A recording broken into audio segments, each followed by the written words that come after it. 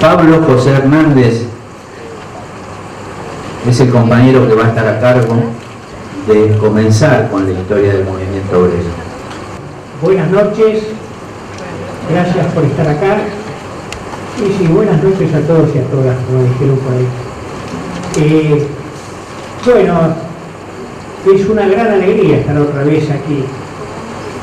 Yo bromeaba con Oscar, que me invitan cada 8 años, lo cual no es cierto, porque estuve también otras veces dando charlas acá, pero no sobre la historia del movimiento obrero, de la historia del sindicalismo, sino sobre la historia de nuestras Islas Malvinas.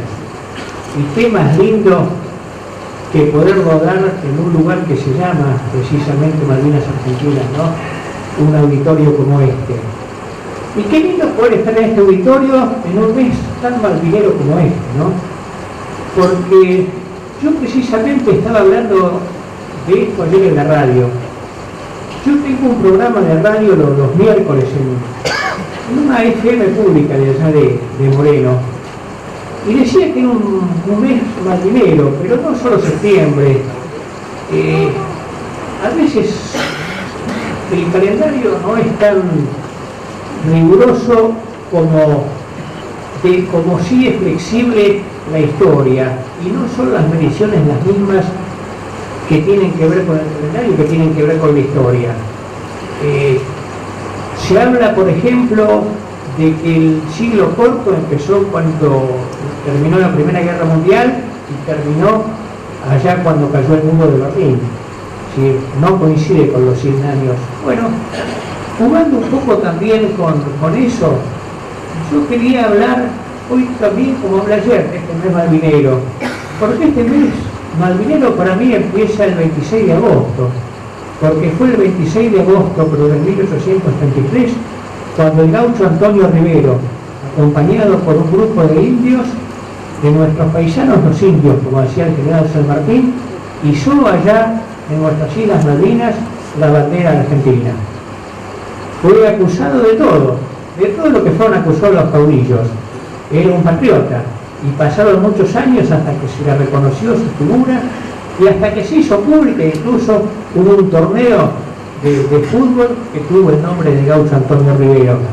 Y ese mes siguió hasta el 28 de septiembre, porque fue un 28 de septiembre de 1966 cuando un grupo de jóvenes descendió otras veces en las Malvinas, en este caso en un avión de aerolíneas argentinas, para poner otra vez la bandera argentina allá y por cantar, y esto es un hecho histórico, por cantar por primera vez el himno nacional argentino en esas Islas Malvinas.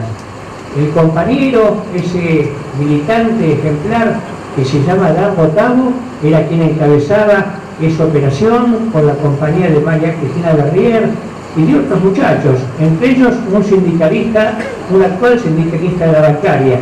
Así que es una doble alegría poder recordar acá esa gesta malvinera. ¿No? Nuestro secretario quinto nacional, Andrés Jacinto.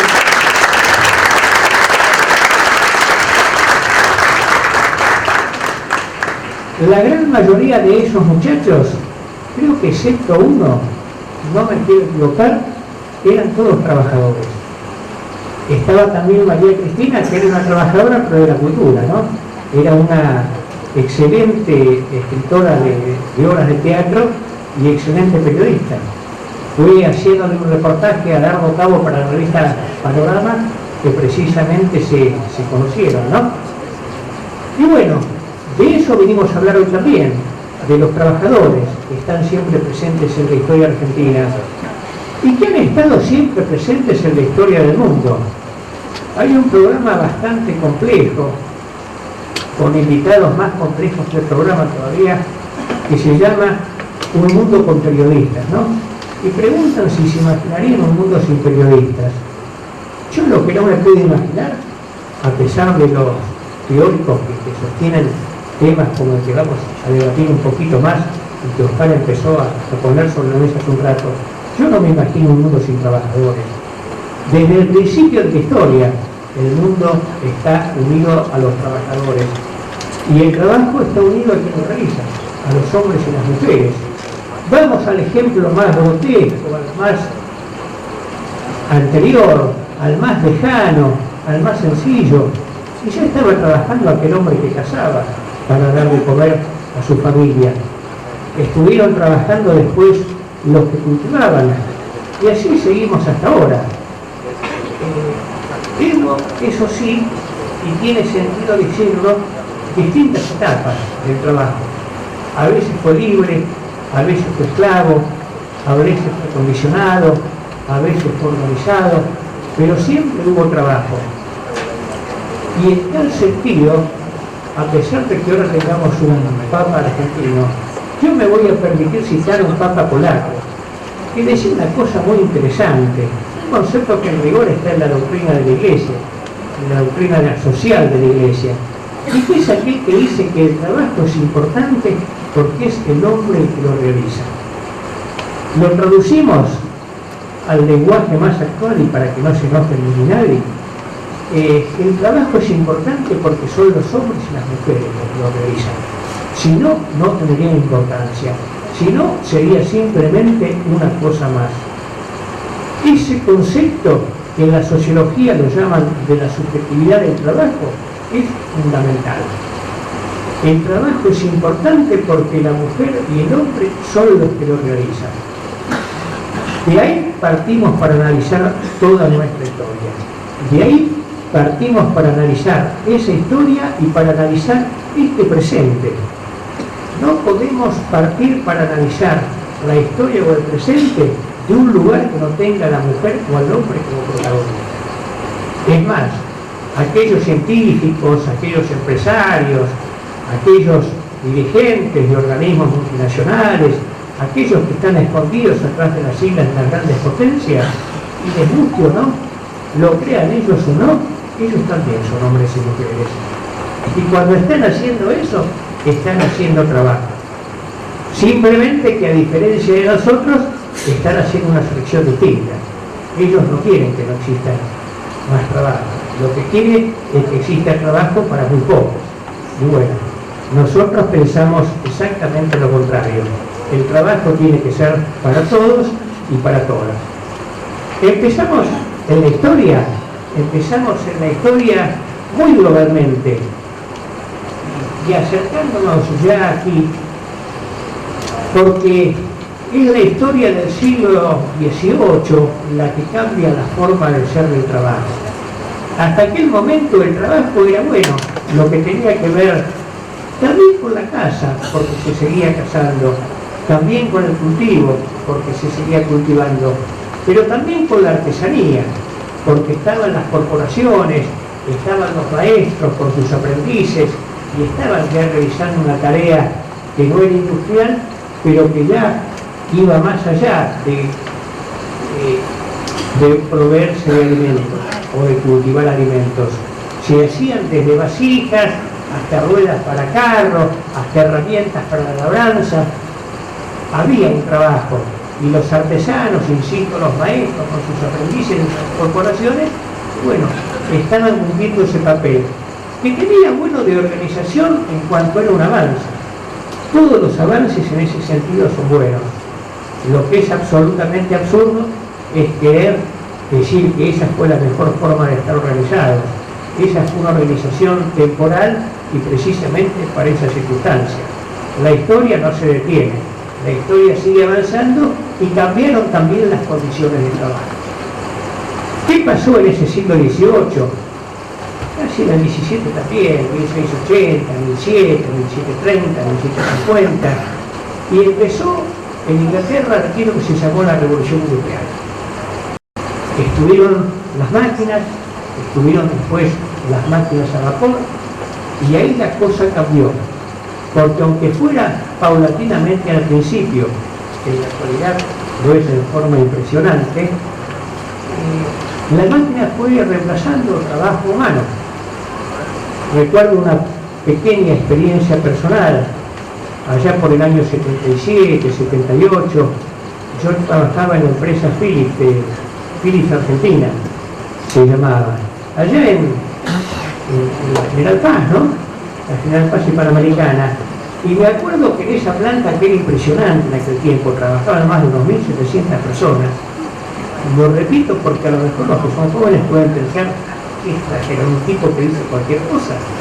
No, trabajaban 2.700 personas. Y esas 2.700 personas tenían una historia de trabajo, de dirigentes sindicales. Ahí nació el sindicalismo Augusto Timoteo Valor, por ejemplo. Pero tenían también una historia de trabajo como algo familiar. Entraban los hijos, entraban los parientes, algunos tenían 25 años de trabajo. Yo hacía la parte de prensa en aquel tiempo, el Pausorgan, entrevistaba a la gente que trabajaba ahí por ese tiempo. Y me acuerdo de un señor que hacía 40 años que trabajaba en la misma máquina, en la sección carpintería. Y estaba muy contento de trabajar en esa sección carpintería. Pero ¿qué pasó en esos años? Llegó una máquina para fabricar lamparitas. Ahí había hornos de vidrio, estaba la fabricación de lamparitas y se hacía todo manualmente. Y esa fábrica, esa máquina de lamparitas, y de repente desalojó como a 30, 40 personas de golpe. Cuando yo hacía esa misma revista de Philips, en esos años, pero iba a la imprenta alemán, porque ahí se imprimía, había un montón de gente trabajando. Ya no estaba la rotativa, ya no estaba el plomo, pero estaba lo que se llamaba la composición en frío. Y estaban las chicas y los muchachos que componían los textos que yo les llevaba. Esos textos que yo les llevaba salían como unos chorizos. Yo los corregía y las correcciones las pegaban otros señores a mano, porque corregían solamente la palabra y pegaban palabrita de ese chorizo. Los diagramadores después pegaban todo eso en las páginas ya diagramadas, a eso se les sacaba una fotografía, excepto el lugar donde precisamente iban las fotografías. Eso se hacía parte. Había otra sección siguiente donde se unificaban las fotografías con las páginas fotografiadas y pasábamos a otra sección posterior. Ahí se hacía una chapa con todo eso. La chapa se ponía en la rotativa y recién se imprimía la revista. Fueron cientos de miles los puestos de trabajo que se perdieron en el área gráfica, por ejemplo. Y yo recuerdo ahí de decenas y decenas de personas trabajando y ahora no existe quien compone porque ya se lo dan compuesto en la computadora, se diagrama en la misma computadora y eso va directamente a la máquina donde se imprime. Miren si hemos perdido puestos de trabajo. Yo no diría ni que está bien ni que está mal, sí diría que es doloroso que se pierdan puestos de trabajo. Pero bueno, la historia es así, la historia va cambiando. Lo que hay que hacer es encontrar nuevas formas de trabajo, porque siempre lo primero sigue siendo el hombre y la mujer. Volvamos a aquellos tiempos donde empieza esa historia, donde se empiezan a perder puestos de trabajo. Bueno, esa es la historia de la Revolución Industrial, pero un poquito después es la historia de la Revolución Francesa. Es la historia de la libertad, la igualdad, la fraternidad. Es la historia que nos conmueve todavía. Algunos se conmueven demasiado, incluso hasta cantando la Marsellesa en la Argentina de tiempo. Pero bueno, ha sido una cosa muy importante esa Revolución Francesa. Pero también una cosa para tomar con mucha prudencia, si la analizamos desde el punto del sindicalismo y desde el punto del trabajo. ¿Por qué?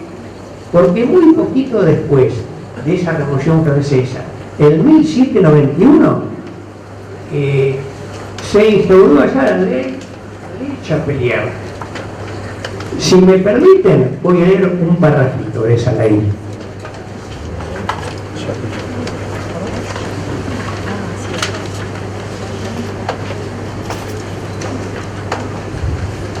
Estamos hablando de 1791, ¿no?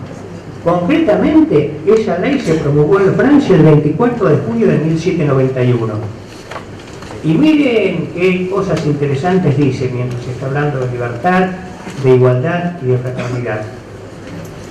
No existen más corporaciones en el Estado. Eso está bien, había terminado el feudalismo. pero sigue. No existe más que el interés particular de cada individuo. No existe más que el interés de conjunto. No se permite a nadie que inspire a los ciudadanos un interés intermedio en la cosa pública para un espíritu de corporación. Los ciudadanos de un mismo estado o profesión no podrán, cuando se hallen reunidos, nombrar presidente ni síndico, ni llevar registros, ni tomar decisiones o deliberaciones, ni constituir reglamentos sobre sus pretendidos intereses comunes. Miren que eran prudentes estos empresarios para considerar sus intereses, ¿no? Libertad, igualdad y fraternidad, sí, pero no para los trabajadores. Ni se les ocurra pensar en organizarse, pensar en crear instituciones intermedias, pensar en qué forma defender los intereses del conjunto. Algunas cosas se siguen repitiendo en el 2015 también, a lo mejor no tan claras, pero a veces algunos se largan a decir las cosas con la misma claridad, ¿no? Recuerdo a un señor que se llamaba De Angelis. Él hace, ¿no?, tan lindo eran los tangos de Alfredo De Angelis, que surge un señor con ese apellido para decirnos después, hace menos de una década, ¿no?, a la gente hay que subirle una camioneta para llevarla a votar e indicarle por quién tiene que votar. Bueno, no siempre encontramos gente con la misma sinceridad de la ley Chapelier o de Angelis para decir estas barbaridades, pero se siguen diciendo. Y por eso voy de una punta a otra de la historia, por eso en este tiempo presente, porque acá no vinimos a hablar del pasado, no vinimos a hablar de la historia como pasado, vinimos a hablar de la historia como puntos de referencia que sirven para analizar el presente y para analizar lo que sigue. ¿Qué es lo que siguió inmediatamente ahí? El 1811 concretamente, ya no en Francia, sino en Inglaterra, cerca del bosque Sherwood, ahí donde estaba Robin Hood, aquel personaje de la leyenda inglesa que robaba a los ricos para ayudar a los pobres, a diferencia de Martínez de Oso, de Domingo Cavallo, por ejemplo.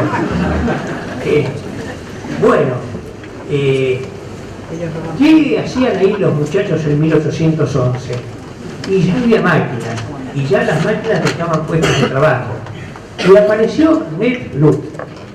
¿Y Ned Ludd qué hizo en 1811? Rompió un telar textil. No era lo correcto, no era la solución ideal, no podía combatir al avance tecnológico, pero fue una forma de empezar la resistencia de los trabajadores frente a ese maquinismo que dejaba a la gente sin trabajo. De ahí surgió el ludismo, la gente que lo siguió a él y que poco a poco fue entendiendo que lo malo no eran las máquinas, sino la forma en que esas máquinas eran utilizadas para dejar sin trabajo a la gente y para no conseguir otro trabajo para la gente que reemplazaran al trabajo perdido. Y se pusieron a pelear, y se pusieron a hacer marchas, y se pusieron a hacer esas cosas, y la burguesía hizo las cosas que también hace en esos momentos, o sí al menos, ¿no? Colgó a 30 los ludistas en aquel tiempo. Ahorcaron a 30 ludistas allá en 1811. Bueno, esta revolución industrial, este nacimiento de esta ley tan antisindical y esta defensa primaria, aunque sea de los trabajadores, pero defensa, es el marco internacional. ¿Qué estaba ocurriendo en esos momentos en nuestra América? ¿Qué estaba ocurriendo en esos momentos en nuestra Argentina? Y estaban ocurriendo diversas cosas y curiosas. Estaba, o había estado, si se quiere, el trabajo de los indios, ¿no? La mita, la encomienda, el trabajo de los indios a favor de los conquistadores, que era una especie de trabajo esclavo, ¿no?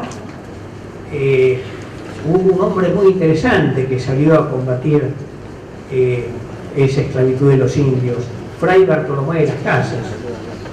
La bacana que con Fray Bartolomé tuvo una idea bastante bromada, porque él propuso como solución para reemplazar el trabajo de los indios esclavos que se trajeran negros para que trabajaran de forma esclava. Bueno, reconozcámosle de todas maneras su buena intención con respecto a los indios. Después se arrepintió de haber querido traer negros para trabajar. Era al mismo tiempo donde estaban las leyes de Indias, ¿no? Esas leyes de Indias tan lindas, tan importantes son que no se llevaran a la práctica en estas tierras. Es absurdo plantear lo que voy a repetir ahora, pero sin embargo en aquella época fue hasta un avance, ¿no? La reina, el rey español, consultó a los juristas para saber si los indios tenían alma. Esta pregunta, este interrogante, este despropósito, sin embargo tuvo una respuesta interesante por esos juristas y por esos clérigos. Y sí, dijeron que los indios tenían alma. Y bueno, si tenían alma, eran, para decirlo en lenguaje católico, que era lo que utilizaban en aquellos tiempos, eran también hijos de Dios, eran hermanos como todos los hombres. Si se los explotaba, se está explotando a los hombres y a las mujeres. No había ningún derecho que permitiera apretar a los indios porque fueran menores. Ojo, esto duró bastante después, inclusive en la concepción de muchos tipos interesantes que hacían cosas interesantes y lo escribían también. El comandante Jorge Fontana, uno de los coroneles de Roca, ya finalizando el siglo XIX, fundó la ciudad de Formosa. Pero en un libro muy interesante, cuando habla de sus incursiones por el interior de aquel territorio nacional de aquellos momentos, ¿qué es lo que dice Fontana? Que había encontrado, entre los animales que encontró, había encontrado bípedos. Y los bípedos eran los indios, eran los paisanos los indios. Esto lo está diciendo a fines del siglo XIX, ¿no? Bueno, concretamente, explotados, sí, pero eran trabajadores, los indios. Esclavos, sí, pero eran trabajadores. Y fueron trabajadores de altísimo nivel cuando las cosas tuvieron que cambiar. Cambiaron en el noreste con las misiones jesuíticas, organizados muy centralmente por los jesuitas, muy ordenadamente, si ustedes quieren, hasta con márgenes de libertad en los movimientos, pero ya no había una explotación como había sido hasta entonces. Y empezaron a surgir además trabajadores fundamentales de esas tribus guaraníes, de esas misiones jesuíticas, porque ya no eran solo los que sembraban, ya no eran solo los que cazaban, ni siquiera eran solo los que peleaban, como Andresito Guapurarí, ya por 1800 y pico, un hombre fundamental de don José Gervasio Artigas allá en Misiones. Llegó a ser gobernador de Misiones y de Corrientes, incluso de Guapurarí. Bueno, pero ¿a quiénes me refiero ahora como esos trabajadores especiales? Me refiero precisamente a los artesanos, porque por ejemplo en Yapeyú, eso que era una misión jesuítica, y precisamente esos artesanos se convirtieron en luthieres, fabricaban instrumentos musicales y eran profesores de música.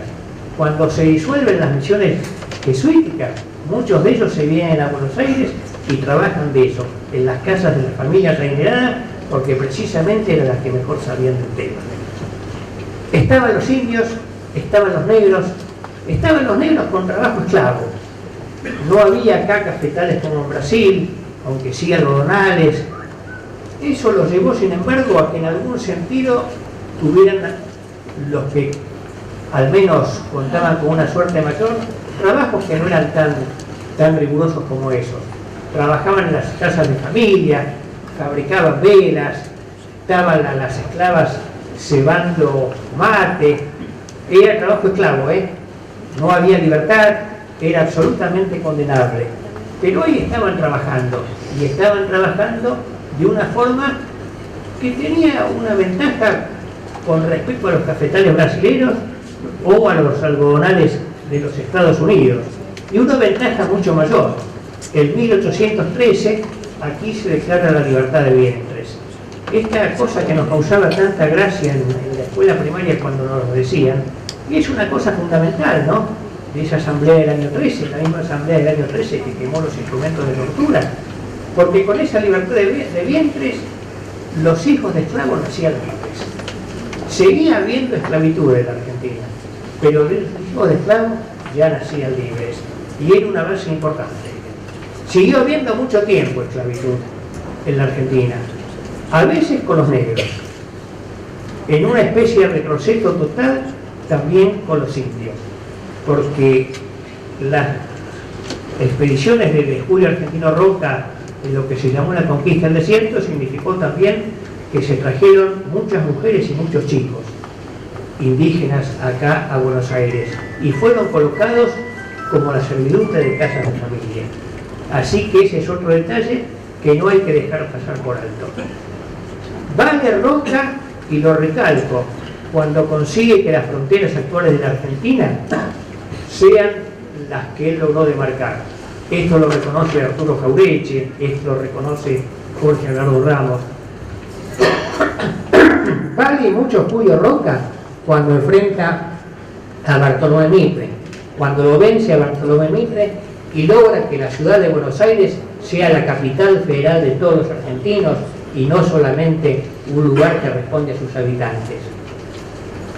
No me quedo del tema, pero hemos retrocedido en este tema, Cada vez que yo escucho hablar de ciudad autónoma y no me pongo nada contento. Hubo más de 4.000 muertos en Puente Alsina, en Plaza 11, en Parque Patricios, para que esta ciudad sea la capital federal de todos los argentinos y no tenga que pedirle permiso al gobierno nacional a nadie para organizar un acto o para cambiar una estatua o para hacer lo que el pueblo quiera hacer. Bueno, le reconozco las virtudes a Roca, pero no puedo dejar de reconocer también que volvió a traer la esclavitud a la Argentina y eso es condenable. La historia es una cuestión de matices, no es una cuestión necesariamente de santos ni de demonios, pero es una cosa que corresponde ir marcando los aciertos y las cosas terribles que fue haciendo cada uno. ¿Quiénes eran los otros trabajadores que había en la Argentina? Los gauchos.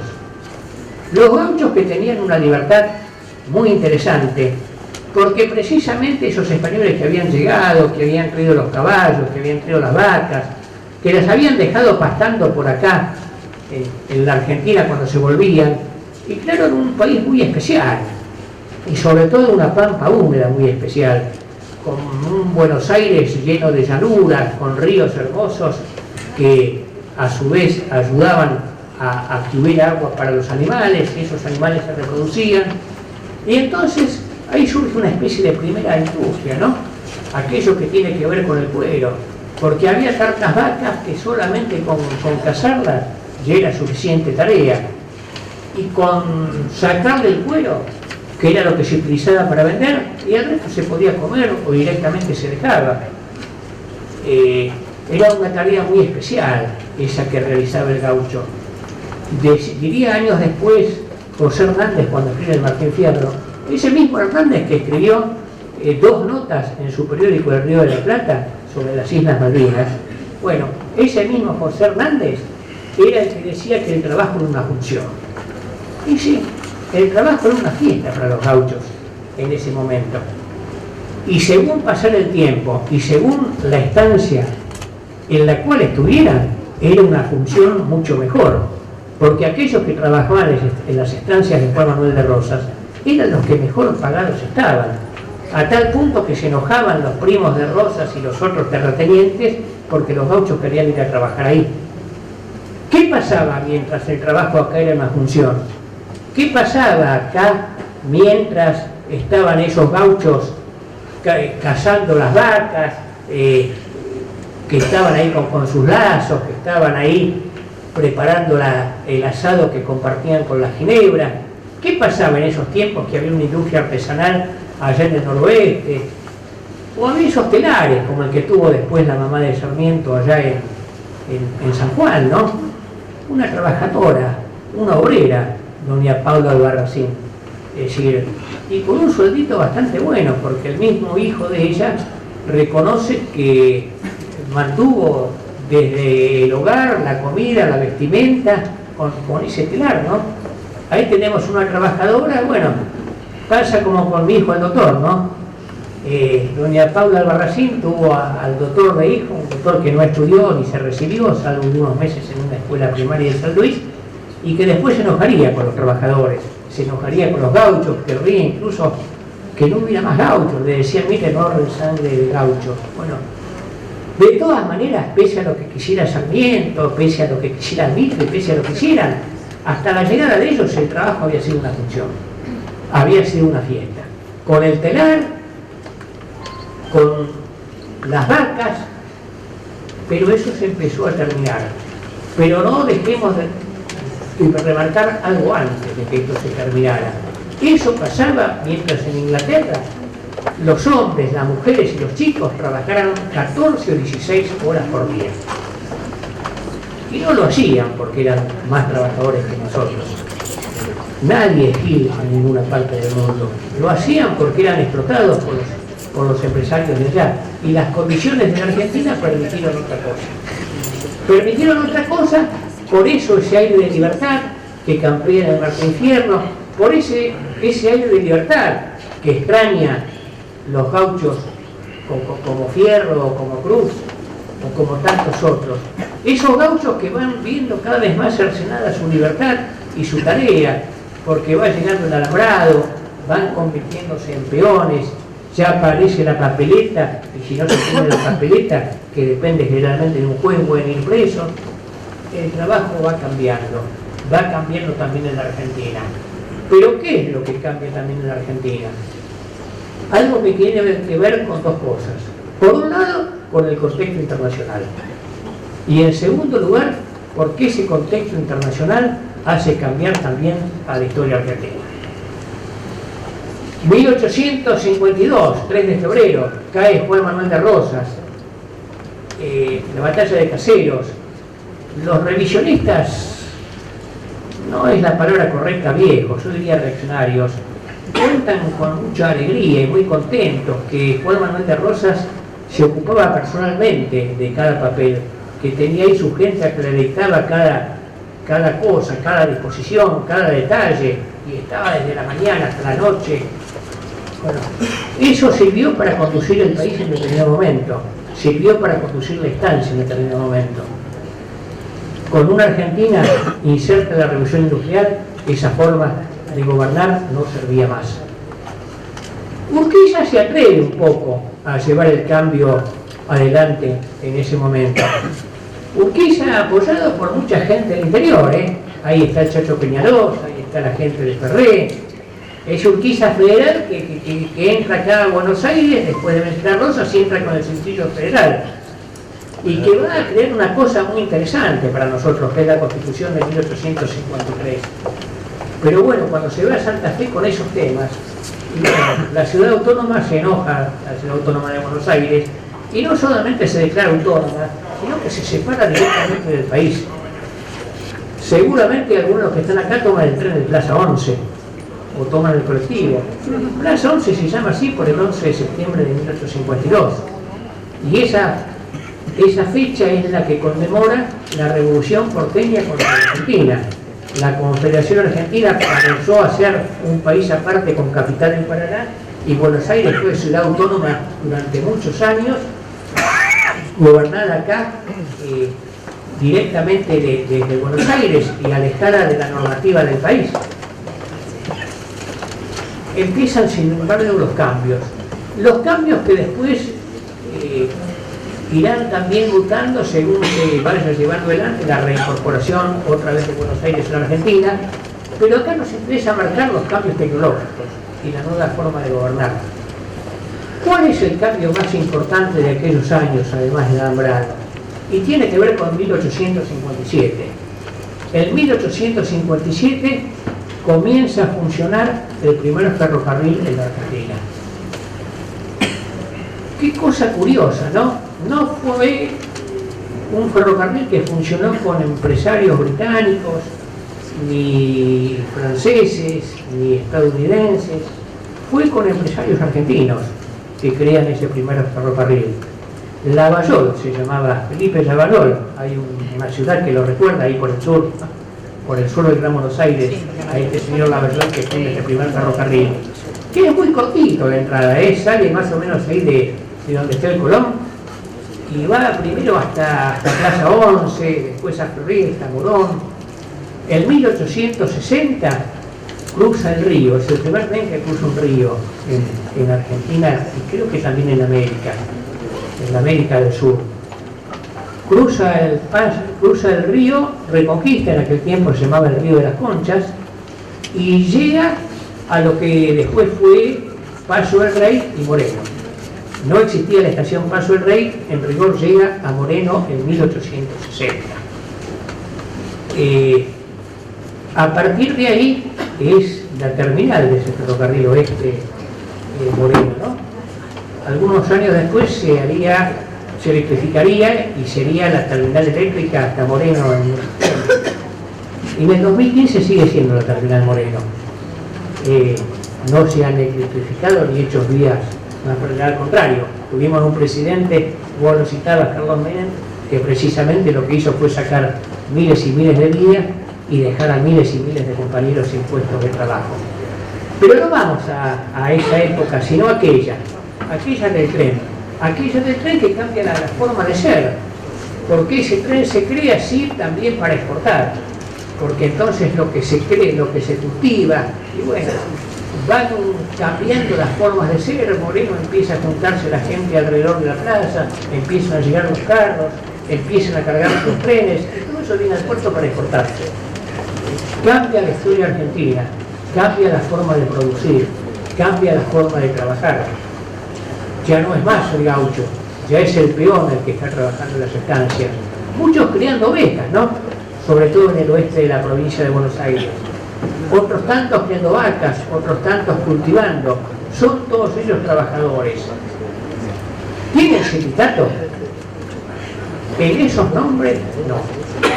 Pero Arturo Jauretche, un hombre fundamental, aquel creador, junto con Homero Mansi, de la Fuerza de Orientación Radical de la Joven Argentina, ya en 1935, Gabriel del Mazo, entre otros. Los nombres de ellos no es Calabrini, porque Calabrini no es fundador, se incorpora después a Forja. Pero bueno, aquel Jauretche de Forja es el que ve con claridad las cosas más allá de los papeles, más allá de las leyes, más allá de los decretos. Tenía sindicato el gaucho. El caudillo era el sindicato del gaucho. Así, lisa y llanamente, porque era el caudillo el que defendía los intereses de los gauchos. El interés de su trabajo, el interés de que hubiera fuentes de trabajo en su territorio. Lo hacía a Tacuara y a Chuza y a Lanza, ¿no? Como cantaba cuando era joven Roberto Remol de Praga. Con Quiroga, con el Chacho Peñalosa, con Felipe Varela, con el mismo punto José Urquiza, que no fue otra cosa que un caudillo federal, aunque después Susana Galera, con Felipe Ibarra, con Juan Manuel de Rosas aquí en la provincia de Buenos Aires. Y sí, el caudillo era el sindicato del gaucho. Pero bueno, en ese 1857, que cambia la historia, que cambia la forma de producir, que llega acá el ferrocarril y también cambia la representación de los gauchos. Que ya no serían gauchos, sino trabajadores. Y sería en ese año, en 1857, que se crearía la Sociedad Tipográfica Bonaerense. No era un sindicato como el actual, estrictamente. Tenía su buen rasgo de mutualismo, pero en 1857 se crea la Sociedad Tipográfica Bonaerense. Es la actual Federación Gráfica Bonaerense, la Federación Gráfica que sigue presidiendo Raimundo Ongaro, ese Raimundo Ongaro que marcó también momentos sustanciales en el sindicalismo argentino, ¿no? Y mientras ustedes se entusiasman, no yo, porque yo tengo que seguir hablando.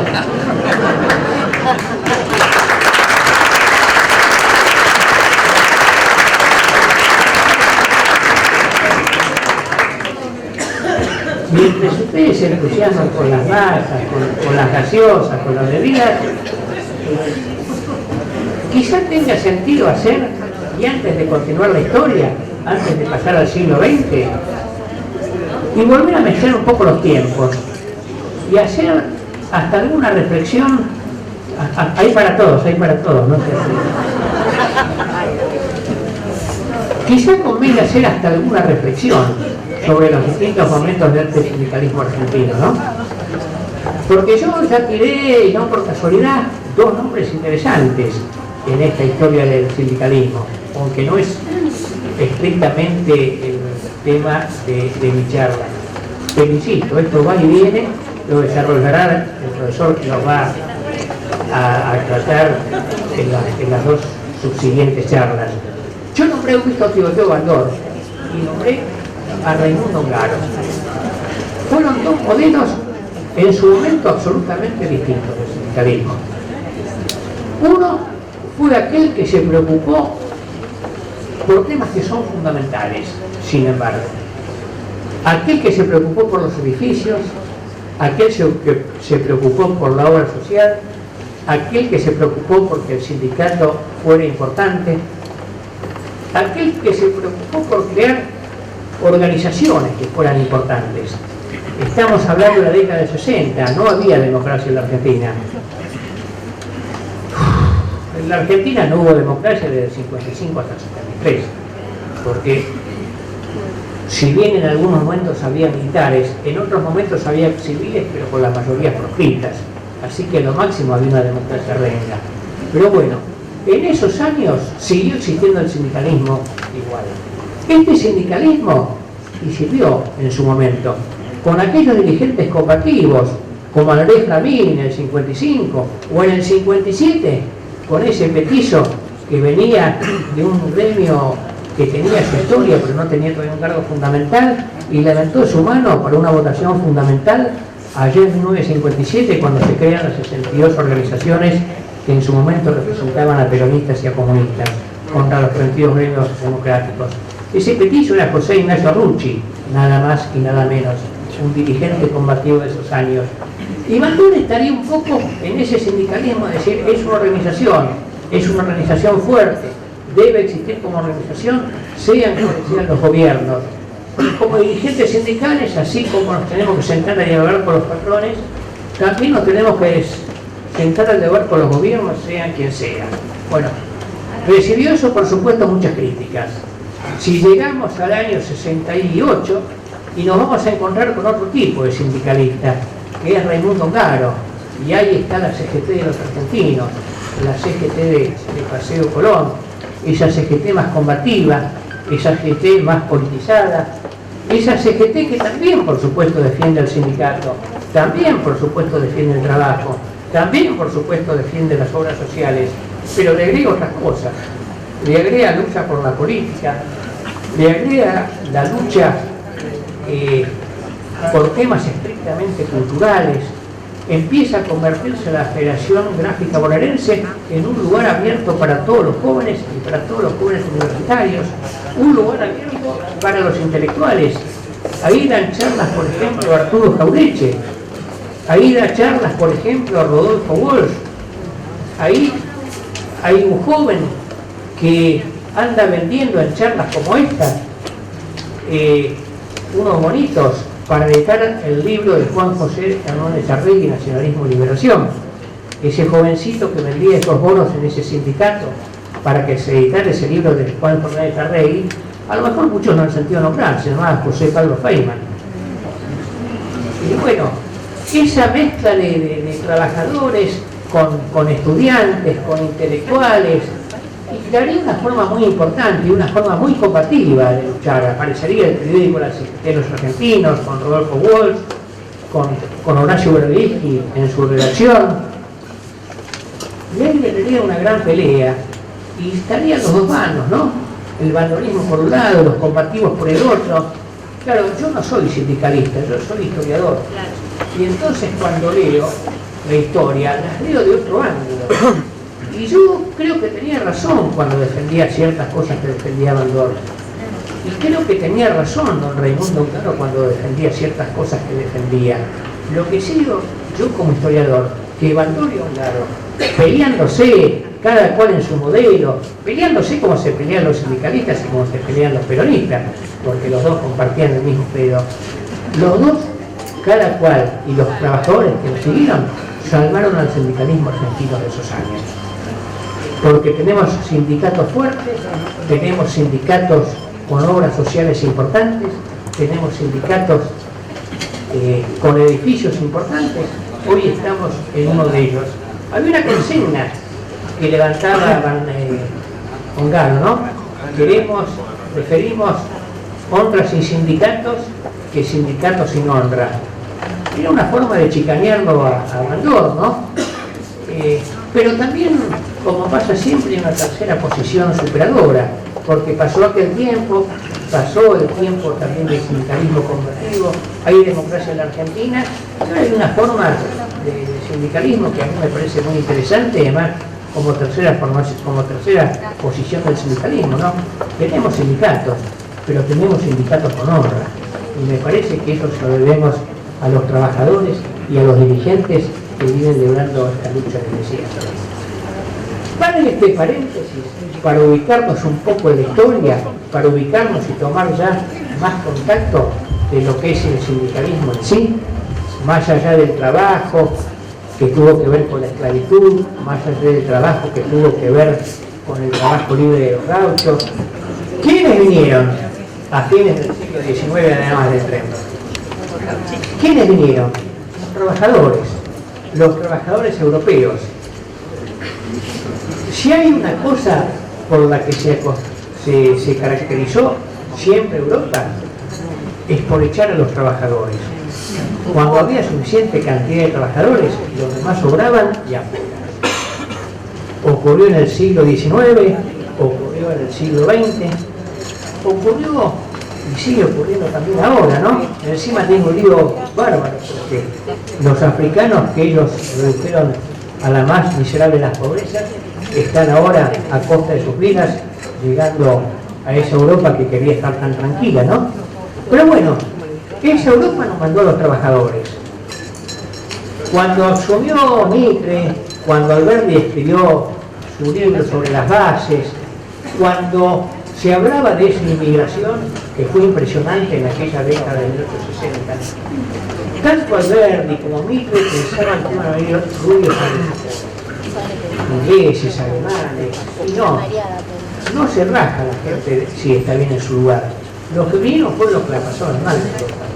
Los que vinieron fueron los pobres, fueron los españoles, fueron los italianos, y llegaron a esta tierra, llegaron de diversas maneras, apiñados en barcos, en segunda, tercera clase, apiñados acá abajo en las bodegas como polizontes, y empezaron a trabajar lo que pudieron. La Argentina daba posibilidades de trabajo en ese tiempo. Era un país con muy poca población, una población que casi se duplica con los inmigrantes. Vas a ver casi tantos inmigrantes en Buenos Aires como gente nativa de nuestro suelo. Pero bueno, no hay tierra para ellos, la tierra ya había sido repartida por Roca y sus seguidores para los lugartenientes. Pero sí hay cierto tipo de trabajos, sí hay cierto tipo de pequeñas chacras, sí hay forma de rebuscársela en distintas profesiones liberales inclusive. Digo profesiones liberales, me estoy refiriendo a pequeños negocios, a los gallegos que se ponían los cafés, a los italianos que se ponían la verdulería, o que antes del café y de la verdulería iban por la calle con sus carritos vendiendo verdura, o ayer en 1910, 12, 15 iban como mi abuelo vendiendo carbón por las calles. Pero hoy tenemos españoles e italianos. Había también polacos, había también lo que llamamos rusos, que no eran rusos, sino judíos que estaban viviendo en Rusia, pero venían en rigor de alemanes del Volga. Y bueno, ¿qué traen además de su miseria? ¿Qué traen además de su hambre? ¿Qué traen además de sus ganas de mejorar la vida? Y traen sus ideas. Y las ideas que traen esos inmigrantes tienen que ver con aquellos principios anarquistas, tienen que ver con aquellos principios socialistas, van a tener que ver después con aquellos principios comunistas. Y empieza una gran lucha, que empieza de a poquito, que es muy dura, que tiene hitos fundamentales en nuestra historia, pero que bueno, hay que ir contando quizás de a poco, porque además ese siglo XX se va fraccionando en distintos momentos que además nos van a regalar paradojas que hasta nos pueden asustar cuando las nombremos o cuando las recordemos, porque seguramente ustedes ya las reconocen. Hablamos de la Sociedad Discográfica Bonaerense. Eso fue en 1857. En 1877 se transforma en la Unión Tipográfica Bonaerense. Y en ese mismo año se crean como 15 o 16 sindicatos más. Esos sindicatos tenían normalmente periódicos muy pequeños, periódicos de la tendencia, ya sea socialista o monarquista, de quien la llevaba adelante. Pero bueno, era una forma muy directa de comunicarse. Estaba muy valorada en el sindicalismo de aquel tiempo la lectura, y la lectura de periódicos combativos como esos. Piensen ustedes que estamos hablando de una época que no había televisión, no había radio, no había comunicación, estaban los diarios como La Nación o La Prensa, pero ahí no hablaban bien de los trabajadores. Y claro, después de varios días. Ahí están los trabajadores haciendo sus primeras actividades. Y se empiezan a crear eventos y organizaciones. En 1890, acá en la Argentina, se celebra el primer 1 de mayo de la historia. Al mismo tiempo que se celebró en todo el mundo, como primer 1 de mayo. Algún tiempo antes habían sido asesinados trabajadores en la ciudad de Chicago, aquellos que se conocen como los mártires de Chicago. Y ahí empezó a hablarse de que había que celebrar ese día como el Día del Trabajador para recordar a esos mártires de Chicago. Y los obreros argentinos, solidariamente con esos mártires de Chicago, celebran ese día, que no era de fiesta, era de lucha todavía. Pero esa lucha se da en respaldo a aquellos mártires y en defensa de los trabajadores argentinos. Van pasando los momentos, van creándose otras agrupaciones. Cito nomás al pasar algunas. En 1901, la Federación Obrera Argentina. En 1903, la Unión General de Trabajadores.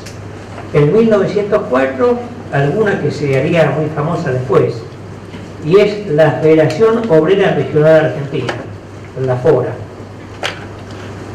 Ahí ya nos encontramos con un cambio importante, porque la FORA en rigor está modificando a la otra, a la Federación Obrera Argentina. ¿Y por qué? Por la ideología de las que lo representan. No se sienten nacionalistas, no sienten a la Argentina como tal, sienten al lugar como una región. Los trabajadores son representativos, pero no de ese país, de una región que en este caso se llama Argentina. Son una parte del movimiento universal o internacional. Bueno, es entendible en ese momento. Son extranjeros todavía, han venido de Europa, han venido con su historia, han venido con sus libros, han venido hasta con sus futuros dirigentes, porque esos dirigentes salieron de esos trabajadores que venían también como polizones o ahí en la tercera bodega del barco. Y así llegamos al 1909. Y ahí hay otro 1 de mayo, en Plaza Lorea. Y ahí tenemos una de las primeras represiones. Hay por lo menos 8 muertos y 100 heridos. ¿Vieron la Plaza Lorea, una puntita de la Plaza Congreso? Que está más cercana a la Plaza de Mayo. Esa es la Plaza Lorea. Y bueno, estamos ya. Las mujeres estuvieron, es cierto, en las obreras de ese momento. Cosa importante, ¿no? Porque, ojo, las mujeres que ya eran trabajadoras, lo habían sido desde siempre, ¿eh? No hubo un momento de la historia que no fueron trabajadoras. Lo hacían en el campo, pero lo hacían también en su casa. Y eso es toda la historia. Muchas veces se habla, permítanme el pequeño paréntesis, en el Gran Buenos Aires de ciudades dormitorios, ¿no? Y la llaman así porque los hombres venían a trabajar al centro o a las fábricas de Capital Federal entonces. Yo lo que hice de dormitorio. Había un montón de gente que trabajaba en esas ciudades. Estaba lleno de mujeres que estaban trabajando todo el día en esas ciudades. No existieron nunca las ciudades dormitorios en la Argentina. Eso fue una forma también de explicar mal lo que sucedía bien, y era una forma de explicar mal y de negarles a las mujeres su derecho de trabajadoras que ya existía. Pero bueno, ahí estamos en 1909. Todavía es la patria oligarca, ¿no? Los tiempos de la República, llamó Jorge Bernardo Ramos a estas etapas. Y ahí están, ya no está Mitre, pero ha estado Roca y lo siguen sucediendo aquellos presidentes que se elegían con ligas de gobernadores. La gente casi no votaba, y si votaba era... Hay un cuadro muy lindo en Molina Campos, ¿no? Donde está el Milico, el soldado de aquel tiempo, dándole la libreta a un paisano diciéndole vos ya votaste. Y bueno, Molina Campos pudo interpretar muy bien desde su cuadro aquella forma primitísima de derecho en aquel tiempo. Y bueno, se ocupó la oligarquía de los trabajadores en aquel tiempo, y aunque les parezca mentira, curiosamente hubo algunos que sí. En aquellos años, ahí por 1904, inclusive, primeros años de ese siglo XX, se trata de hacer el primer Código Nacional de Trabajo. Algún tiempo después es elegido incluso Alfredo Palacio como primer diputado socialista de América y pone algunos proyectos a partir de eso. Pero hubo también un hombre que fue encomendado por Roca, nada menos, Gabriel Macé, para que escriba un estudio de la comercio en Argentina. Y escribe un estudio de la historia del trabajo obrero en la Argentina. Se puede conseguir, está editado en 2 tomos en la actualidad, se editó muchas veces, pero en la librería de discos ahora se consigue. Y él pone las condiciones paupérrimas en que tenía que trabajar la gente. Pero claro, era la oligarquía la que estaba en el poder. Y aunque algún oligarca bien intencionado hiciera esa investigación, la propusiera incluso un código de trabajo, y ahí estaban los diputados y los legisladores para decir, está muy bien, pero no pasa. Ahí quedó cajoneado, como bien decías vos. Pero la historia sí sigue pasando, la historia sigue avanzando, porque estos inmigrantes que habían venido en el 60, en el 70, en el 80, en el 90, que seguían llegando, muchas veces ya tenían hijos y se habían argentinizado. Otra vez está muy lindo esto en el Martín Fierro, ¿no? Cuando habla del napolitano, ese italiano que se vestía como si fuera un gaucho, y aunque no supiera montar ni supiera realizar las tareas del gaucho, quería ser como un gaucho limitado. Dice Homero Mansi, ese hombre de corte que citamos antes, que eso salvó a todo un momento en la Argentina, ¿no?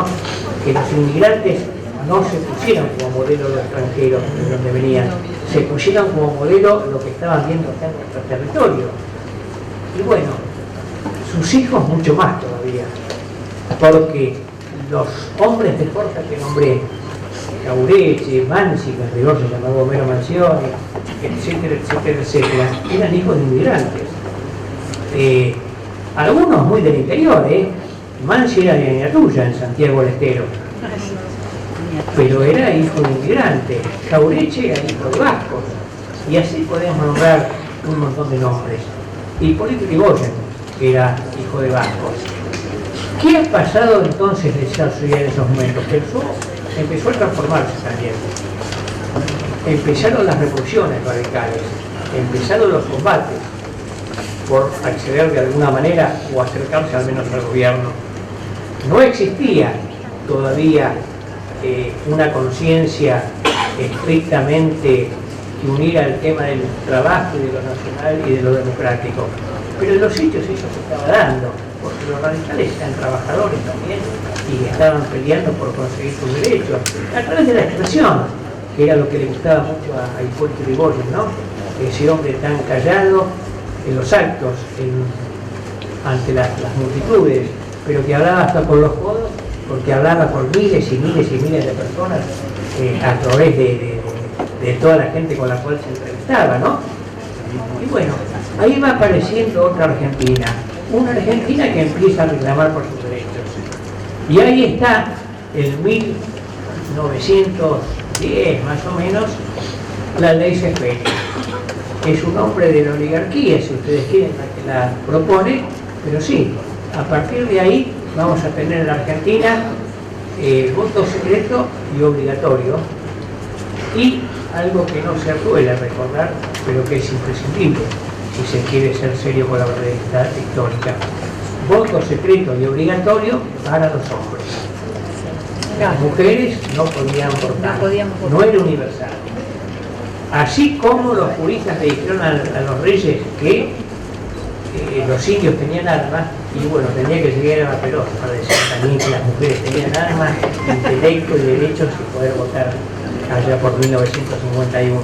Pero bueno, paso a paso, son graduales muchas veces los avances. Y es un avance la ley Espeña.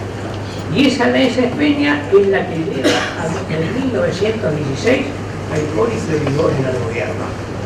Es fundamental entender bien a Hipólito Yrigoyen, porque es un avance impresionante para la Argentina y para la nueva Argentina que está surgiendo en esos momentos.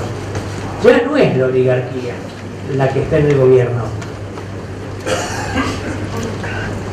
Ya no es la oligarquía la que está en el gobierno. Se va acercando la clase media al gobierno también.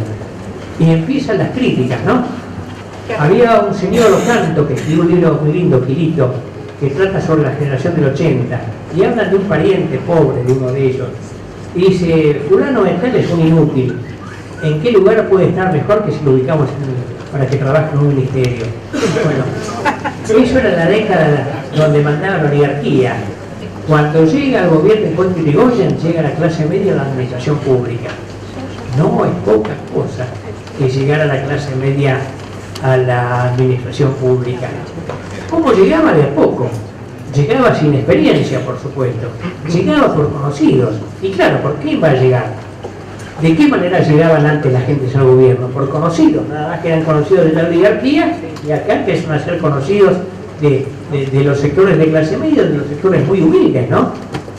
Se empezaba a perder de a poquito el prestigio de esos lugares de la administración pública, donde cada vez había más empleados públicos, ¿no? Y sí, era una forma de dar trabajo. La Argentina estaba avanzando de a poco, pero estaba avanzando. Un personaje fundamental de aquellos años es el puntero. Absolutamente criticado el puntero de aquellos años, ¿eh? ¿Por qué? Y claro, porque el puntero es un vago que se aprovecha y tiene una clientela de vagos también, que no trabajan, que recurren a él. Sí, recurrían a él. Y otra vez es este muchacho de la Fuerza de Orientación Radical de la Joven Argentina, Arturo Jauretche, quien tiene que explicar el tema. ¿Y qué nos dice Jauretche? El hombre de clase media, la mujer de clase media, y siempre tiene algún conocido importante. Si tiene algún asuntito legal, y siempre hay algún conocido abogado, o un abogado conocido de un conocido de él. Si tiene algún problema de salud, y hay un médico conocido, o hay algún médico amigo de algún amigo de él, y él va solucionando los problemas. La clase media y la clase media baja no tiene ni médicos conocidos ni abogados conocidos en ese momento, pero sí tienen conocidos los punteros. Y si se me manda alguna macanita en lo legal, algún juego de quinela o alguna cosita, alguna copa de más, y ahí está el puntero que sí, el puntero va a hablar con el comisario y lo saca. Si hay un problema de salud, ahí sí está el puntero, que lo va a mandar al hospital y que le va a conseguir incluso hasta los remedios gratuitos. Eso es fundamental, eso es democracia y eso es un avance social. A las clases que están bien ubicadas y que no necesitan nada, les molesta mucho cuando de una forma, aunque sea inorgánica, empiezan a acceder a derechos básicos para la vida cotidiana otros sectores de la sociedad. Y ya tenemos con el Yrigoyen trabajo en la administración pública y los punteros ayudando como se puede, con los abogados, con leyes que no eran con los factores todavía, con los hospitales. Y acá viene la gran contradicción, las dos grandes contradicciones de la historia del gobierno de Hipólito Yrigoyen, 1919 y 1921, dos hechos trágicos de la historia argentina. Y trágica fue la caracterización que se le dio a esos dos hechos. precisamente. En 1919, una huelga que comienza en los talleres Bacena, el 7 de enero, y que culminaría con la terrible represión que se llamó la Semana Trágica. ¿Dónde quedaban los talleres Bacena? Un apellido que tiene su historia en la Argentina, Krieger Bacena sería, muchos años después, ministro de Onganía. Y cada tanto hay un señor que se apellida Bacena, que curiosamente aparece candidateándose en algunos carteles para presidente de la Nación cada vez que hay elecciones, aunque por supuesto se retira invicto. Si nunca logra que nadie lo vote.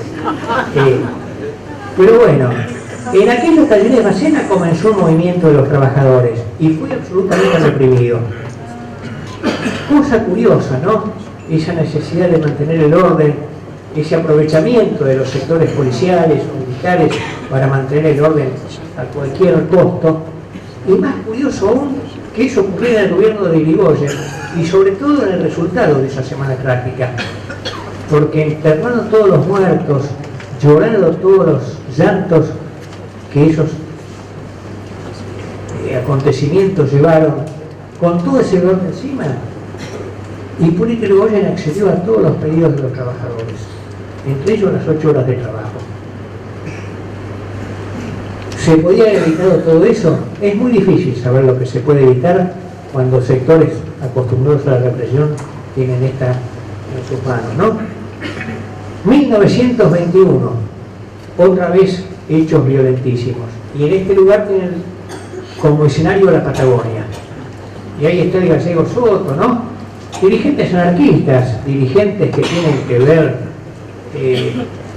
con aquellos inmigrantes que han venido acá y que están organizándose como pueden, ¿no? Piden cosas muy pequeñas estos dirigentes, estos obreros de la Patagonia, un paquete de velas y ese tipo de cosas.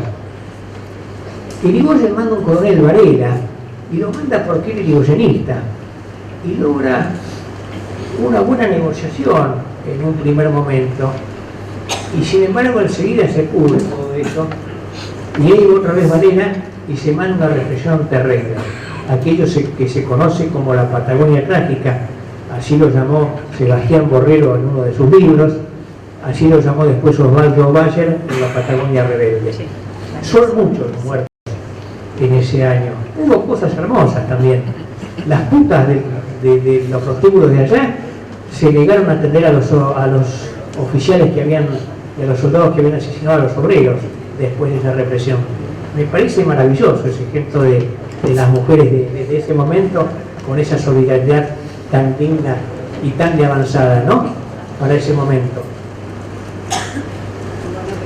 Con distintas profesiones, con distintas formas de ser, con distintos lugares, pero cuando la cosa quema, son siempre las mujeres las que suelen dar la cara acá en la Argentina. Y eso se ha convertido en un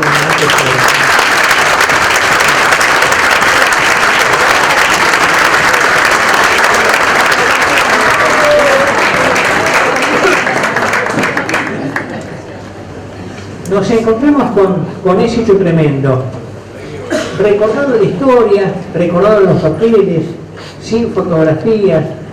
Fíjense ustedes qué cosa tan interesante.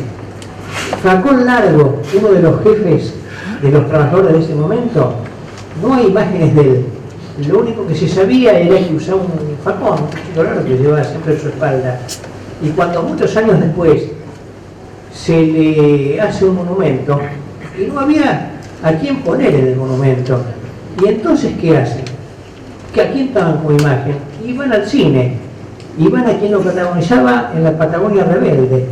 Y el monumento a Facón Largo es el monumento con la figura de Federico Lupi, caracterizado como tal. Y bueno, tan lindo y tan extraño le pareció incluso a Federico Lupi cuando fue a la inauguración de ese monumento, que estaba él, pero no era él, era su personaje que estaba ahí ejemplificado. Linda historia de la Patagonia Rebelde, casi no se estrena. Ahí, si bien había democracia y no querían todos que se estrenara, ¿no? E intervino el general Juan Domingo Perón y él obligó a que esa película se estrenara allá en 1974. Tras su muerte bajó de cartel y empezó la persecución a los artistas. Pero bueno, Estamos en aquella Patagonia trágica, y esos dos sucesos, 19 y 21, con tantos muertos, en un gobierno nacional y popular como el boicot de Irigoyen, en el cual tanto se ha avanzado. ¿Cómo entendemos estas cosas? Las entendemos con dolor, no queda otra. Pero también, y ante todo, hay que tratar de entenderlas.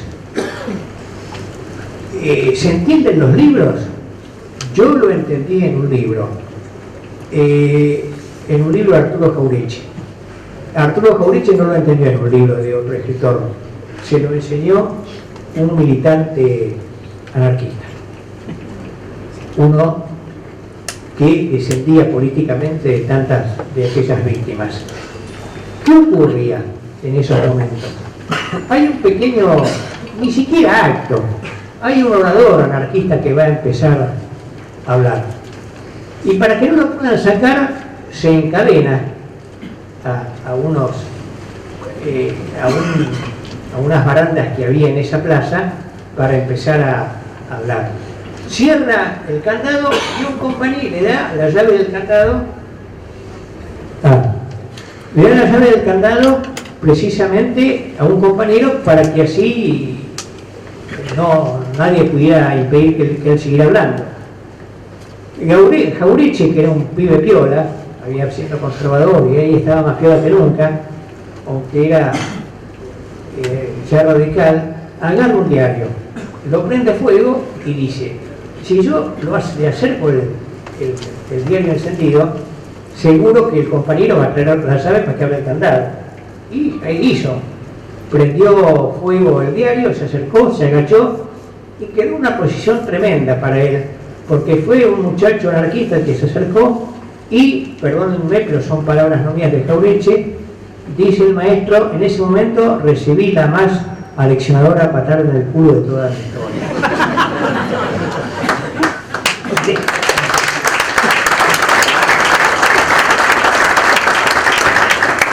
Después de esa patada, lo que hizo este militante anarquista fue invitar a Jauretche a tomar un café y explicarle por qué, a pesar de todo esto, hechos, los anarquistas seguían apoyando a Hipólito Yrigoyen y por qué tenía eso de progresivo para la historia argentina y para el movimiento los trabajadores argentinos.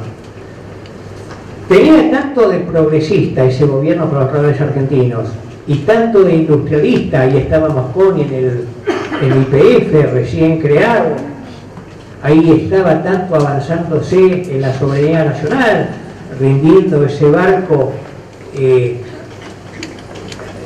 honores a la bandera dominicana, ¿no? La historia es muy chiquitita, pasa un barco argentino y en la bandera de Santo Domingo está una bandera norteamericana, el capitán telegrafía y dice: ¿qué hace? Y Irigoyen dice que no la salude. Instantes después, unas muchachas, unas chicas dominicanas, otra vez pibas dominicanas, improvisan un mástil y ponen la bandera de la República Dominicana. Y ahí sí Irigoyen da la orden de que lo saluden con cañonazos a la bandera dominicana. Bueno, ese era el gobierno de Hipólito Yrigoyen. Y era tan nacional y popular en ese sentido, a pesar de que lo económico era solamente un nacionalismo agrario, pero entendible para la época, si se quiere, que el 6 de septiembre de 1930 hay un golpe de Estado. Hay un golpe de Estado, queman la casa de Irigoyen ahí en la 9 de julio, hay una plaquita ahí en medio de la 9 de julio, en una plazoleta donde estaba la casa de Hipólito Yrigoyen. Él va preso, a Martín García, Mosconi va a retiro y después también va preso, y empiezan las represiones, porque muy poquitos días después, el 10 de septiembre de 1930, 4 días después del golpe, en Rosario, el ejército argentino fusila a Joaquín Penina, acusado de oponerse a esa revolución del 30 y haber repartido panfletos. ¿Quién era Joaquín Penina? Y aquí estamos mezclando la historia, porque ahí lo palpamos en carne y hueso, ¿no? A lo que dijimos en palabras. Un albañil catalán. Cuando yo escucho Caminito de la obra de Juan Manuel Serrat, y no sé por qué, pero siempre pienso en Joaquín Penina, ¿no? Ese albañil catalán que en Rosario iba camino de la obra y fue fusilado acá por oponerse con panfletos a un golpe de Estado. Y ahí comienza otra historia, porque siguen existiendo los trabajadores, siguen existiendo las organizaciones sindicales, pero lo que no hay ya más es democracia. Empieza aquello que se llamó la década infame. Y entre el 30 y el 43, por supuesto que va a haber CGT. Una CGT, luego otra, distintos sindicatos, siempre divididos entre, ya no solo entre anarquistas y socialistas, sino también entre anarquistas, socialistas y comunistas. Va a haber muchas luchas de trabajadores, no solo de Joaquín Penina, y va a haber algunos logros, pero siempre en épocas donde no había democracia porque había gobiernos militares, o los gobiernos civiles estaban primero con la proscripción del radicalismo, y después de 1935, bueno, donde Alvear levanta aquella proscripción con gobiernos que tenían que ver directamente con el fraude, ¿no? Así subió Ortiz y Castillo al gobierno. Ortiz radical antipersonalista, es decir, antirigoyenista, y Castillo un conservador catamarqueño. Y así llegamos al 43, con dos CGT, la número 1 y la número 2. Uno que pensaba más que había que ocuparse de las cosas estrictamente sindicales, y la otra que había que meterse un poquito más en política. ¿Qué había empezado a cambiar, sin embargo, en esa década infame? Y otra vez el contexto.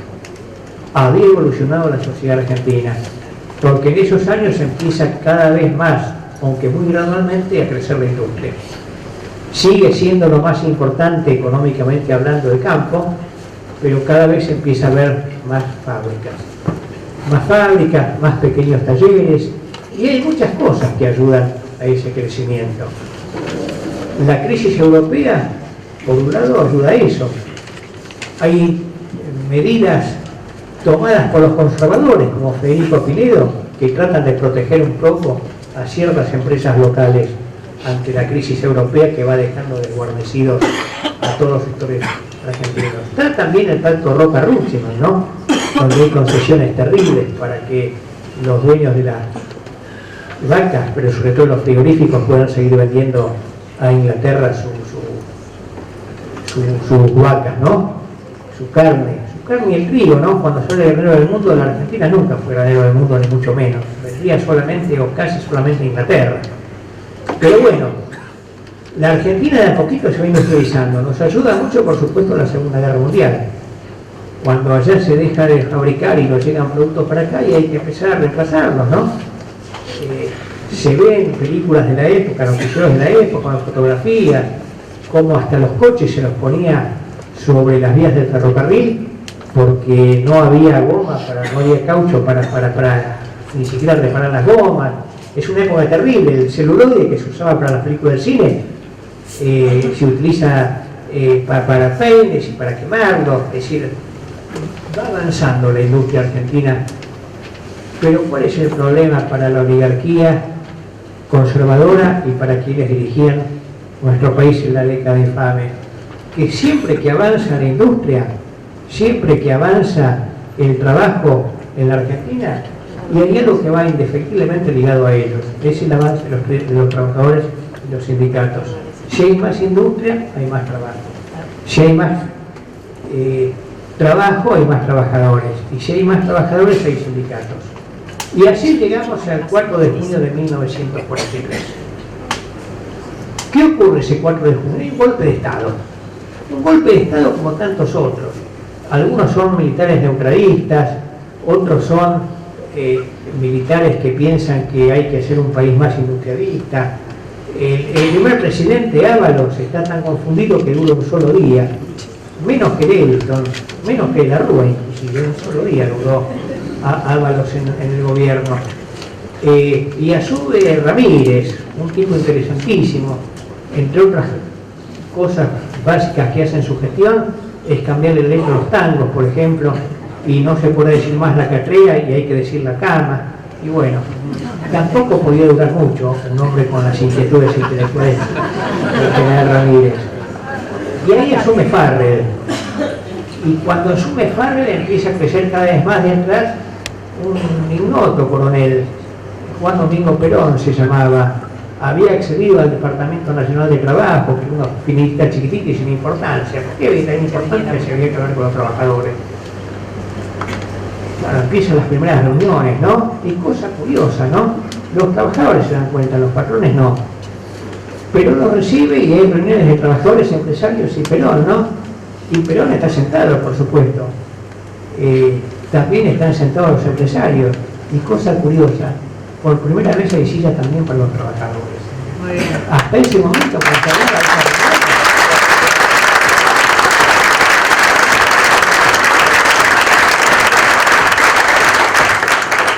de los trabajadores permanecían de pie. Y como decía Perón, si venían 2, hablaba con 2, si venían 10, hablaba con 10, si venían 1000, hablaba con 1000. Los recibía en el Consejo Deliberante actual, que era donde funcionaba el Departamento de Trabajo, sí, a veces sí, y a veces en el Departamento de la calle Posada. No siempre atendía en la puerta, A veces cuando golpeaban una unidad sindical, quien abría la puerta era una señorita que era actriz, muy famosa, radio de teatro. Eva Duarte se llamaba esa señorita, que se estaba militando a partir de su militancia gremial con los locutores y con los artistas, y a partir de su relación con Perón, que se estaba conociendo las cosas que tenían que ver con los sindicatos y la lucha de ese momento. Miro un poco la hora porque no me quiero pasar de las 8, pero quiero decir algunas cosas que también me parece son fundamentales. Es en esos años, entre el 43 y el 46, que se da una evolución tremenda en lo que tiene que ver con el sindicalismo en la Argentina y en lo que tiene que ver con las conquistas sociales en la Argentina. ¿Por qué crece más la industria? Por distintos motivos. La guerra, etcétera, etcétera, la sustitución de importaciones, pero los derechos de los trabajadores seguían tan retrasados como siempre. Perón los invita a organizarse, y a organizarse, por empezar, ya no en oficio, como se hacía antes en los sindicatos, sino por rama de producción, por lo cual los sindicatos se hacen más fuertes. Se crean sindicatos nuevos en aquellos tiempos, como la Unión Obrera Metalúrgica. Ahí está Ángel Perelman, un hombre de la izquierda nacional de aquel momento, creando la Unión Obrera Metalúrgica. Y cada vez van tomando más poder los sindicatos que tienen que ver precisamente con la producción. ¿Y por qué tienen que ver este crecimiento y esta importancia de los sindicatos que tienen que ver con la producción? Y no porque fueran más piolas esos dirigentes sindicales que los otros, porque pasó a ser importante el trabajo argentino, pasó a ser importante el trabajo industrial y no solo el trabajo de servicio. Lo que antes había sido prioridad número 1 para los sindicatos, como los trabajadores ferroviarios, incluso la importancia del dirigente bancario, que podía haber en su momento, cuando era muy importante ser empleado de banco en aquellos años, pasó a ser muy importante ser obrero metalúrgico. Y pasó a ser importante ser peón también. Estamos todavía antes de que accediera el peronismo al gobierno por elecciones, donde se crea un hecho fundamental, el estatuto del peón. Parece una cosa menor, no es menor, no sería malo incluso que se cumpliera ahora, ¿no? Cosa que no ocurre en muchísimos lugares del interior de nuestro país. Pero bueno, ¿qué proponía ese estatuto del peón? Cosas que otra vez les van a parecer básicas. Por ejemplo, que hubiera una distancia de no menos de 100 metros entre el dormitorio de los peones y el de los animales. Hasta ese momento estaban uno al lado de otro. Por supuesto, las 8 horas de trabajo, por supuesto, las vacaciones. Y ahí está el estatuto del peón. Y eso se hace de la Secretaría de Trabajo y Previsión, que ya había dejado de ser aquel viejito y chico del Departamento Nacional de Trabajo. Y así se va creciendo, y así va cambiando la historia, y así va perdiendo valor el puntero. ¿Por qué pierde valor el puntero? Una, porque cambiaron las leyes, y dos, porque no hace falta ir al puntero para luchar contra las injusticias ni para pedir ayuda. Ya se habla con el delegado de la fábrica, ya se le habla con el delegado de la empresa, es el sindicalismo la que pasó a ser ahora y su clase trabajadora, la columna nacional de la justicia. Si hay un problema, ahí está el delegado. Si hay un problema, ahí están los dirigentes sindicales. Si hay un problema, ahí están los abogados del sindicato. Y van al Departamento de Trabajo, van a la Secretaría de Trabajo y Previsión, van a la Justicia Laboral, y con casualidad, casi siempre las peticiones son justas. Y por eso casi siempre esa justicia laboral falla a favor de los trabajadores. Y se crea la Universidad Tecnológica Nacional en esos años, la Universidad Tecnológica Nacional actual, era la Universidad Obrera de aquel momento. Y en las embajadas hay delegados obreros por primera vez. Y bueno, ya tenemos también a la mujer integrada a la política. El 11 de noviembre de 1951 votó por primera vez para elegir presidente. Y ya hay senadoras, y ya hay diputadas, solamente peronistas, fueron elegidos, pero no por una maldad de la gente, porque el peronismo fue el único que incluyó mujeres en sus listas. Así que no había otra forma de que las mujeres pudieran acceder a los cargos legislativos. Y ya había dirigentes sindicales también, y ya había otra vez los trabajadores, hombres y mujeres llenando las plazas. Y ya estaba el 1 de mayo, que no era más un día de lucha, era la fiesta del trabajo. Esta es la fiesta del trabajo, decía una canción de aquella época que inmortalizó Hugo del Carril. Y bueno, ¿cuál es el cambio más grande de esos tiempos? Si me permiten, voy a leer muy brevemente, y quizás fatigosamente, pero muy brevemente, algunas de las cosas que se hicieron.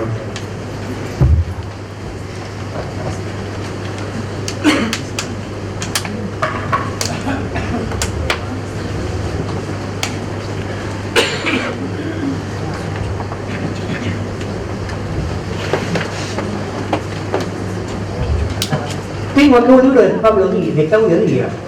Claudio Díaz, un queridísimo compañero, un compañero que escribió esta historia del movimiento obrero argentino, que se lo fue muy pronto, ¿no?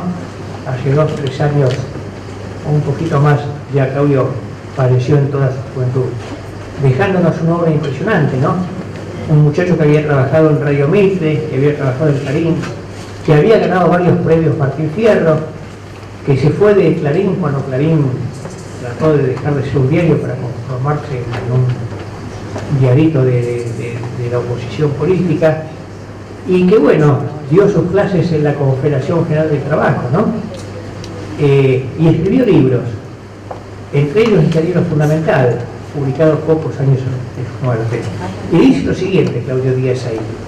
Dice textualmente: los decretos, luego convertidos en leyes más importantes, fueron los de jubilaciones, vacaciones pagas, indemnización por despido, prevención de accidentes de trabajo, jornada laboral de 8 horas, aguinaldo, estatuto del peor, creación de tribunales de trabajo. Es decir, nos dice Claudio, el fuero laboral, ley de asociaciones profesionales y convenios colectivos de trabajo. Al mismo tiempo, quedaban prohibidas las agencias privadas de colocaciones y arrancaban los cursos de las escuelas técnicas orientadas a la formación profesional de los trabajadores. Muy cortito, muy chiquito, muy enunciativo, le podríamos dedicar una clase a cada uno de estos temas. Basta suficientemente, sin embargo, solo nombrarlos para darnos cuenta los cambios fundamentales que llevó el peronismo en ese momento. Pero ¿cuál es el cambio fundamental del peronismo, a mi entender, en ese momento? De los cuales esto es solamente una muestra, o el instrumento del cambio fundamental. Y la dignidad de la gente y la dignidad del trabajador.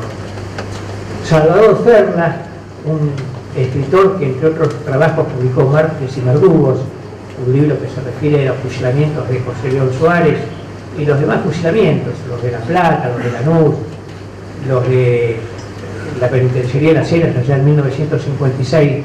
Una vez interrogó a un paisano que vivía en San Luis en unas vacaciones y le preguntó por qué su tanta lealtad a Perón, ¿no? San Luis no había sido incluso una de las provincias más ayudadas por el peronismo en aquel momento. Había crecido mucho más, por ejemplo, la provincia de Buenos Aires.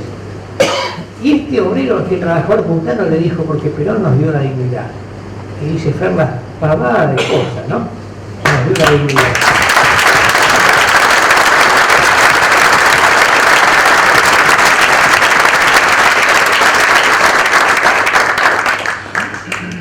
No me quiero pasar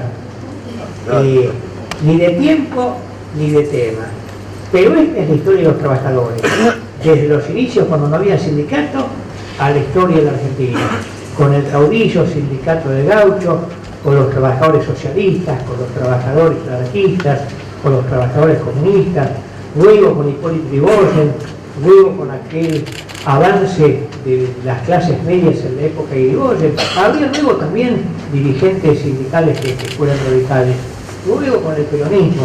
Y bueno, esto nos lleva a este sindicalismo actual, que se pelea a veces, que tiene distintos grupos, que van, que vienen, pero yo sigo siendo un historiador y miro como lo vi otros, ¿no? Lo de Pastor y Ongaro. Y bueno, todo este sindicalismo que pelea dando vueltas por distintos lados y está ayudando a mantener el sindicalismo argentino y al protagonismo de la clase trabajadora organizada, más allá de que estemos más cerca o más lejos de uno u otro sector. Las cosas cambian, las cosas pasan, los trabajadores quedan y la organización de los trabajadores queda. Esto me parece fundamental y no me quité los anteojos porque quiero leer otro párrafo y sí, con esto finalizar, porque me parece que viene otra historia después del 55, la va a tratar el querido compañero que les hablar en las próximas clases, pero mientras tanto yo me quiero ir con este texto que no es de mi época, de la época que voy a tratar hoy, es de la época de yo era joven, pero que vale la pena leerlo, me parece a mí.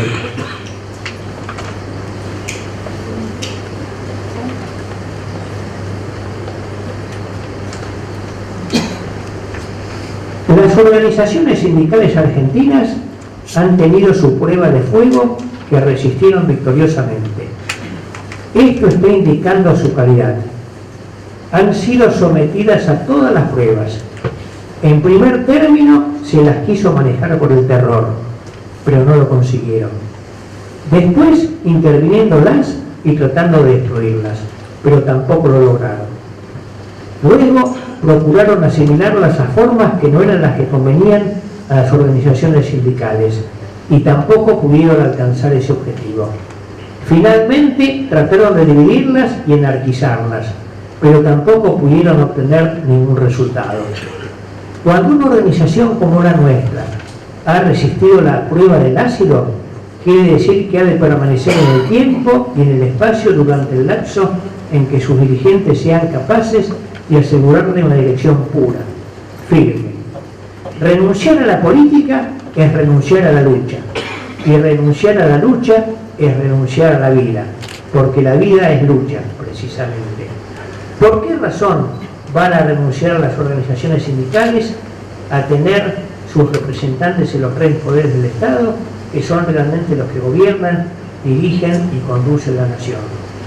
Hay que mantener siempre una organización férreamente unida y solidaria, en cuyo cenáculo pueda discutirse de la manera más libre cualquier tema ideológico o doctrinario. Y cuando después de la discusión se haya acordado por mayoría una decisión, habrá que salir a la calle, aún como si fuera la propia decisión de cada uno de los argentinos. Esto lo dijo la CGT el 2 de noviembre de 1973, aquel viejo coronel que había estado en el Departamento Nacional de Trabajo, el ahora, por ese entonces, teniente general Juan Domingo Perón.